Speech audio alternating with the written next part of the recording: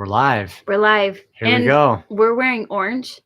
We didn't even coordinate that. We didn't even coordinate. And it's Halloween. And it's October. It's the month of Halloween. I think it's October 2nd, 3rd. Yeah. It's October. So happy Halloween. Month. Okay, get to it. What are we talking about? Okay, today we're talking about pain points. We're talking about our pain points on our way to financial independence. We have 7. Trajan and I compiled my pain points. He compiled his pain points. We came together with 7 that we thought were important to talk about. So the things that made it difficult for us to go from $200,000 in debt to reaching financial independence.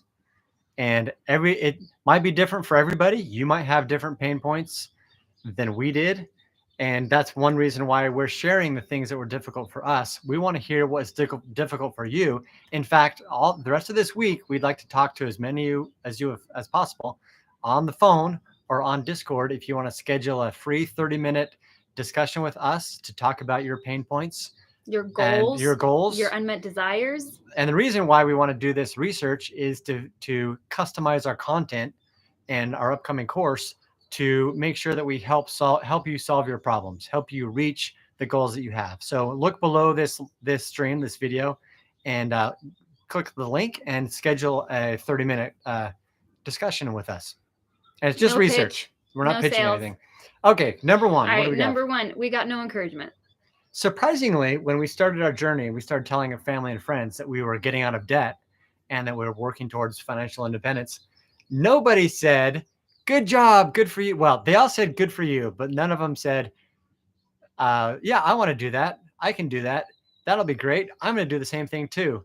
They just said, good for you, but I'm not going to try it. It's too tough. So maybe we got encouragement. We just didn't find like camaraderie in our family, which we thought we would with our family and friends. We thought there would be some friends. We did. But we thought there would be this like, okay, let's do it together. You know, once you become passionate about something, you think everybody else is going to be passionate about it. Yeah, it's like CrossFitters that join CrossFit, and that's all they talk about is CrossFit, and everybody's like, good for you for doing CrossFit. I'm not going to do it. I'm not going to be vegan, but good for you for being new vegan. Religions. So that was surprising to us. We thought more people would jump in with this and want to do it. Number 2, it was very slow going. That first paying off that first $1,000 of debt seemed very hard.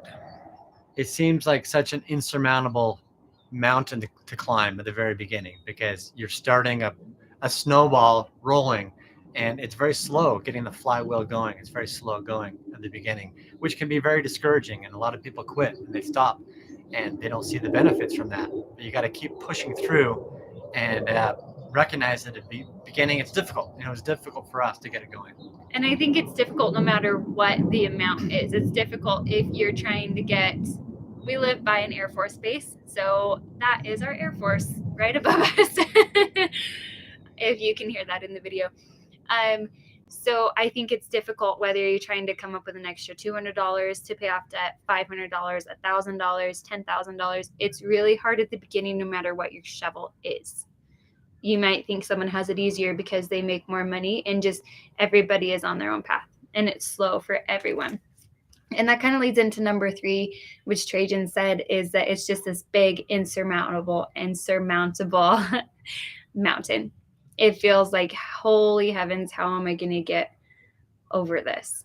And you do climb up it, and it's amazing. The view is amazing up at the top, but it does feel very big. On to number 4, knowing where your money is going. That was definitely something we had to learn how to do. It was for sure a pain point for us to go from just spending money or being budget, scared about not spending money because you don't know how much money you go. So every time you go to the store, you're just kind of like, please swipe my card and hopefully it doesn't decline. There's been a lot of times I've been in the grocery store where I've thought, are you going to decline? Are you going to decline? Please don't decline. And so going from that position of fear to knowing exactly where your money is going, how much money you're spending. Is that $5 going towards coffee? Is that $1 going towards a candy bar, is that $60 going towards shoes or $200 going towards your kid's sport? Like whatever it is, it doesn't really matter what the amount is. It just knows, you just need to know where your money is going and make sure you have your money is going where your priorities are. You may not want to spend $50 a month on coffee, but that may be what you're doing. And instead, you'd rather spend $50 on your kid's karate class. I don't know. Whatever your thing is, you need to make sure that your money is going where your priorities are. Aside from the work it takes to create a budget, I think a lot of people, me included, didn't want to create a budget because they're afraid of facing the numbers, facing what Michaela said, realizing where you're spending your money. You do your budget and it really brings out the skeletons in your closet, Halloween, because then you see, oh, I am spending $50 a month on coffee. Is that what I want to be doing? I'm spending so much money on this or that. And it makes you face it and realize that you might need to make some cuts. Makes it easier once you face that music, but it's not fun to look at your budget and realize you're spending so much money on streaming services because you have all of them. You're spending $300 on streaming services, but it helps even though it's uncomfortable. It does. It's so empowering once you have it. Another thing is a pain point, and maybe you guys share this pain point with me, maybe you don't, is knowing or the connotation of budgeting. Budgeting feels very much like you're cutting everything. I talk to a lot of people and they're like, well, I don't want to budget because I don't want to cut. And they think budgeting is all about cutting, when budgeting isn't about cutting. Budgeting is prioritizing. And when you prioritize, you naturally end up cutting things. If being financially independent is super high on your priority, you're going to cut more things. But it's not so much about cutting and living in scarcity. It's way more about prioritizing. Okay, number 5, the market. Oh, number 4.5 we didn't cover was, once you get out of debt, staying out of debt. Or as you're climbing that mountain of getting out of debt, is not setting yourself back. Because there's always something to spend money on. There's always a temptation. There is. And the first time we got out of debt, the next month we went out and bought a $50,000 car. We got out of debt and then immediately went right back into debt because we hadn't quite changed the mindset of staying out of debt. So we succeeded, then we went backwards, and then we succeeded again. So we got to get it out of debt twice. Lucky us. Okay, next one. 5, market. The market doesn't always cooperate, which I think this year we're seeing how difficult it is because the market has just been everything's going down. And it makes it discouraging when you're trying to either get out of debt or you're investing, you're trying to build a portfolio, and you put money in, you put $500 into your portfolio and then you check it next week and it's worth $400 or $450, and it can be discouraging to see it go down. That is an obstacle I think a lot of people are having right now, is seeing things go down and then having fear of the market. We're at max fear right now. So when you're looking at the market and everybody's freaking out, you are less likely to take those steps to build up your wealth and build up your portfolio because it's scary. So that's a legitimate fear. It is. Okay, 6, keeping up with the Joneses. This was a big one for me.